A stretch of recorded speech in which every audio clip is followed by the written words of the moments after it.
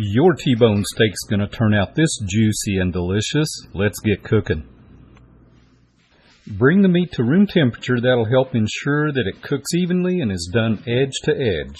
Now when you cook a T-bone in the air fryer, you can rub it with olive oil for a few reasons. It'll help the seasoning stick. It'll help evenly roast the surface. The oil bakes in the heat from the air fryer, which helps roast the steak evenly. And it'll also help bring out the natural flavors of the meat.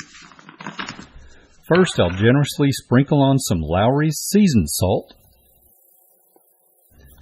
Next, we'll add some fresh ground pepper. Flip the meat over and do the same on the other side.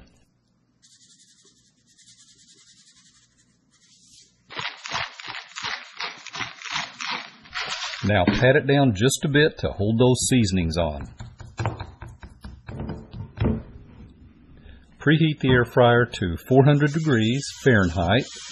Cook for 8 minutes for rare, 10 minutes for medium, and 12 minutes for medium well. Flip it halfway through.